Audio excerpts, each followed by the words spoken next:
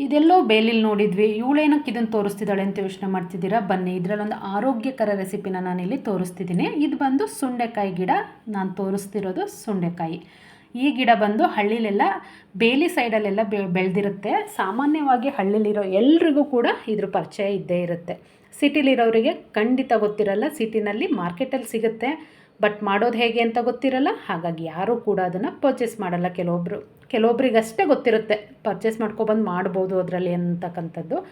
ಕೆಲವೊಬ್ಬರಿಗೆ ಅದನ್ನು ಮನೆಗೆ ತಂದ್ರೂ ಹೇಗೆ ಉಪಯೋಗಿಸೋದು ಅನ್ನೋದು ಖಂಡಿತ ಗೊತ್ತಿರಲ್ಲ. ಏನಕ್ಕೆ ಅಂದರೆ ಆ ಒಂದು ಬಳ್ಳಿನಲ್ಲಿ ತುಂಬ ಮುಳ್ಳುಗಳಿರುತ್ತೆ. ಹಳ್ಳಿ ಕಡೆ ಇರೋರಿಗೆ ಸಾಮಾನ್ಯ ಪರಿಚಯ ಇರುತ್ತೆ, ಗಿಡದಲ್ಲೆಲ್ಲ ಮುಳ್ಳಿರುತ್ತೆ. ನೋಡಿ, ಸುಂಡೆಕಾಯಿ ಅಂದರೆ ಬಟಾಣಿ ಬರುತ್ತಲ್ಲ, ಆ ಥರ ಇರುತ್ತೆ. ಬಟ್ ಇದನ್ನು ಉಪಯೋಗಿಸೋ ರೀತಿ ಬೇರೆಯೇ. ಇದರಲ್ಲಿ ಸಾಂಬಾರು ಮಾಡ್ಬೋದು, ಗ್ರೇವಿ, ಗೊಜ್ಜು, ತಂಬುಳಿ, ಚಟ್ನಿ, ಈ ಥರ ಸಾಕಷ್ಟು ರೆಸಿಪಿಗಳನ್ನ ಮಾಡ್ಬೋದು. ಇವತ್ತು ನಾನು ಸಾಂಬಾರು ರೆಸಿಪಿನ ಮಾಡಿ ತೋರಿಸ್ತಿದ್ದೀನಿ. ಇದು ಈ ಥರ ಗೊಂಚಲಾಗೆ ಬಿಟ್ಟಿರುತ್ತೆ.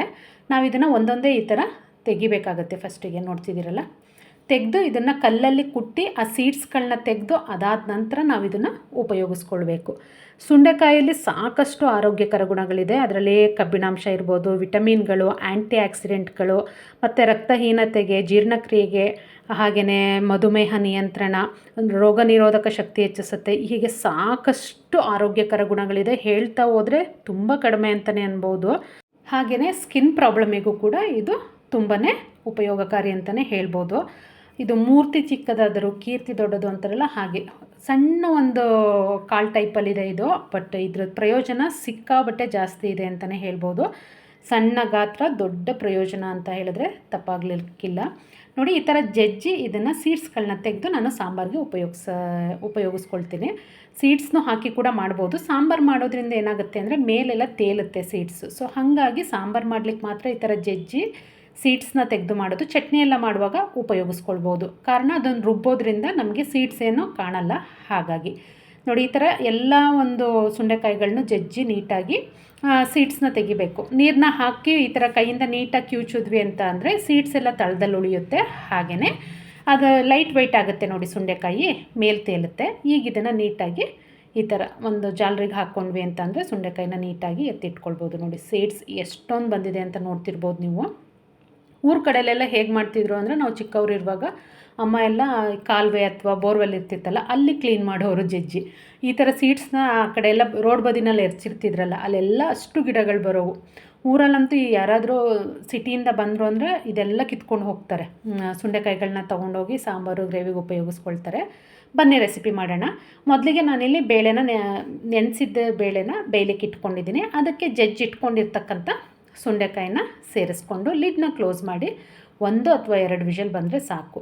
ಅದು ವಿಷಲ್ ಬರೋಷ್ಟರಲ್ಲಿ ಮಸಾಲೆ ರುಬ್ಕೊಳ್ಳೋಣ. ಒಂದು ಮಿಕ್ಸಿ ಜಾರಿಗೆ ಹಸಿ ತೆಂಗಿನಕಾಯಿ ತುರಿ 2 ರಿಂದ 3 ಸ್ಪೂನು, ಒಂದು ಅರ್ಧ ಈರುಳ್ಳಿ ದಪ್ಪ ಸೈಜ್ ಆದರೆ, ಚಿಕ್ಕದಾದರೆ ಒಂದು ಟೊಮೊಟೊ ಹಣ್ಣು, ಹಾಗೆಯೇ ಸಾಂಬಾರು ಪೌಡ್ರು, ಖಾರಕ್ಕೆ ಅನುಗುಣವಾಗಿ ನಿಮ್ಮ ಮನೇಲಿ ಉಪಯೋಗಿಸ್ತಕ್ಕಂಥ ಸಾಂಬಾರು ಪೌಡ್ರು, 1 ಇಂಚು ಚಕ್ಕೆ, ಹಾಗೆಯೇ ಬೆಳ್ಳುಳ್ಳಿ ಒಂದು 3 ರಿಂದ 4 ಎಸ್ಳು ಬೆಳ್ಳುಳ್ಳಿ, 1 ನಿಂಬೆಹಣ್ಣು ಗಾತ್ರದಷ್ಟು ಹುಣಸೆ ಹಣ್ಣು.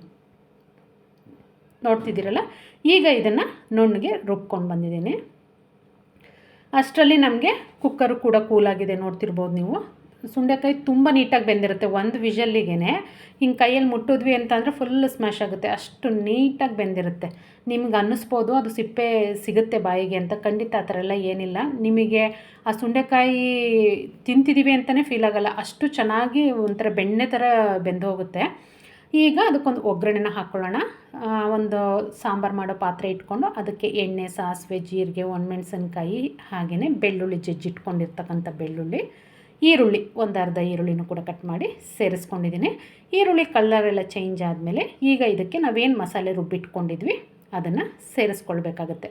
ಈಗ ಈ ಮಸಾಲೆ ಹಸಿ ವಾಸನೆ ಹೋಗೋವರೆಗೂ ಕೂಡ ನಾವು ಇದನ್ನು ಈ ಥರ ಓಪನ್ ಆಗಿಯೇ ಬೇಯಿಸ್ಕೊಳ್ಬೇಕು. ಇದಕ್ಕೆ ಒಂದು 2 ರಿಂದ 3 ನಿಮಿಷ ಬೇಯಿತು ಅಂದರೆ ಹಸಿ ವಾಸನೆ ಎಲ್ಲ ನೀಟಾಗಿ ಹೋಗಿರುತ್ತೆ. ಈಗ ಇದಕ್ಕೆ ಬೇಳೆ ಮತ್ತು ಸುಂಡೆಕಾಯಿ ಏನು ಬೇಯಿಸಿ ಇಟ್ಕೊಂಡಿದ್ವಿ ಅದನ್ನು ಸೇರಿಸ್ಕೊಳ್ಬೇಕಾಗತ್ತೆ. ನೋಡಿ, ಈ ಥರ ಅದು ಮಾಡುವಾಗಲೇ ಒಂದು ಒಳ್ಳೆ ಪರಿಮಳ ಬರುತ್ತೆ. ತಿನ್ನಬೇಕು ಅಂತ ಟೆಂಪ್ಟ್ ಆಗ್ತಿರುತ್ತೆ, ಅಷ್ಟು ಚೆನ್ನಾಗಿರುತ್ತೆ. ಟ್ರೈ ಮಾಡಿ ಮಿಸ್ ಮಾಡಿದೆ. ರುಚಿಗೆ ತಕ್ಕಷ್ಟು ಉಪ್ಪನ್ನು ಕೂಡ ಸೇರಿಸ್ಕೊಂಡೆ. ಹಾಗೆಯೇ ಸ್ವಲ್ಪ ಕರಿಬೇವು ಮತ್ತು ಕೊತ್ತಂಬರಿ ಹಾಕ್ಕೊಂಡ್ವಿ ಅಂತ ಅಂದರೆ ನಮಗೆ ಸಾಂಬಾರು ರೆಡಿ ಆಗುತ್ತೆ. ನಿಮಗೆ ಇಲ್ಲಿ ಮಾರ್ಕೆಟಲ್ಲಿ ಈಸಿಯಾಗಿ ಸಿಗುತ್ತೆ, ಬ್ಯಾಂಗ್ಳೂರಲ್ಲಂತೂ ಸಿಕ್ಕಿದಾಗ ತೊಗೊಂಬಂದು ಮಾಡಿ ವಾರಕ್ಕೆ 1-2 ಸಲ ಉಪಯೋಗಿಸಿದ್ರೆ ನಾನು ಎಷ್ಟೆಲ್ಲ ಆರೋಗ್ಯಕರ ಗುಣಗಳು ಹೇಳಿದೆ ಅವೆಲ್ಲ ನಿಮಗೆ ಪ್ರಯೋಜನ ಅಂತಲೇ ಹೇಳ್ಬೋದು. ಹಾಗೆಯೇ ಹಿಂದೆ ಎಲ್ಲ ಈ ಸ್ಕಿನ್ ಪ್ರಾಬ್ಲಮ್ ಆಗ್ಬೋದು, ಶುಗರು ಕೆಲವೊಂದೆಲ್ಲ ಹೇಗೆ ಅಂದರೆ ಅವ್ರಿಗೆ ಕಂಟ್ರೋಲಲ್ಲಿ ಇರ್ತಿತ್ತು. ವಾರಕ್ಕೆ 1-2 ಸಲ ಅವರು ಇದನ್ನು ಕಂಪಲ್ಸರಿ ತಿಂತಾಯಿದ್ರು. ಅವರಿಗೆ ಗೊತ್ತಿಲ್ಲದೇ ಕೆಲವೊಂದು ರೋಗಗಳೆಲ್ಲ ಕಂಟ್ರೋಲಲ್ಲೇ ಇರ್ತಾಯಿದ್ವಿ. ಬಟ್ ಇವಾಗ ನಮಗೇನಂತ ಅಂದರೆ ನಾವು ಇದನ್ನೆಲ್ಲ ತಿನ್ನೋದೇ ನಿಲ್ಲಿಸ್ಬಿಟ್ಟಿದ್ದೀವಿ. ಸೊ ಹಾಗಾಗಿ ನಮಗೆ ರೋಗಗಳು ಕೂಡ ಹಾಗೆ ಜಾಸ್ತಿ ಆಗ್ತಾಯಿದೆ. ನಾನು ಇದಕ್ಕೆ ಮುದ್ದೆ ಕೂಡ ರೆಡಿ ಮಾಡ್ಕೊಳ್ತಾ ಇದ್ದೆ, ನೋಡ್ತಿರ್ಬೋದು ನೀವು.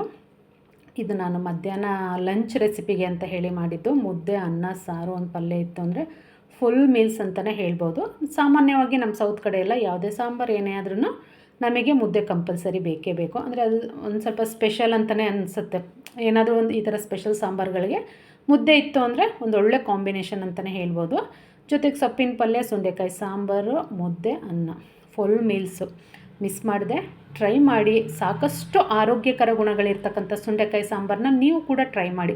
ನಾನು ಇನ್ನೂ ಕೆಲವೊಂದಷ್ಟು ರೆಸಿಪಿಗಳಿದೆ ಸುಂಡೆಕಾಯಲ್ಲಿ, ಅದನ್ನು ಕೂಡ ಮುಂದಿನ ವೀಡಿಯೋಗಳಲ್ಲಿ ಮಾಡಿ ತೋರಿಸ್ತೀನಿ. ತಪ್ಪದೆ ಈ ಥರ ವೀಡಿಯೋಗಳು ಬೇಕು, ಆರೋಗ್ಯಕರ ರೆಸಿಪಿಗಳು ಬೇಕು ಅಂತ ಅಂದರೆ ನನ್ನ ಚಾನಲ್ನ ಸಬ್ಸ್ಕ್ರೈಬ್ ಮಾಡ್ಕೊಳ್ಳಿ. ಹಾಗೆಯೇ ನಿಮ್ಮ ಫ್ರೆಂಡ್ಸ್ ಆ್ಯಂಡ್ ಫ್ಯಾಮಿಲಿಗೂ ಕೂಡ ವೀಡಿಯೋನ ಶೇರ್ ಮಾಡೋದನ್ನು ಮರಿಬೇಡಿ.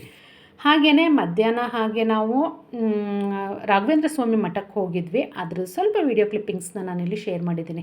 ಬೆಂಗಳೂರಲ್ಲಿ ಮಾಗಡಿ ರೋಡಲ್ಲಿ ಇರ್ತಕ್ಕಂಥ ಹೊನ್ನಗನಹಟ್ಟಿ ಅಂತ ಅಂದ್ಬಿಟ್ಟು ರಾಘವೇಂದ್ರ ಸ್ವಾಮಿ ಟೆಂಪಲು ತುಂಬ ಅಂದರೆ ತುಂಬಾ ಫೇಮಸ್ಸು.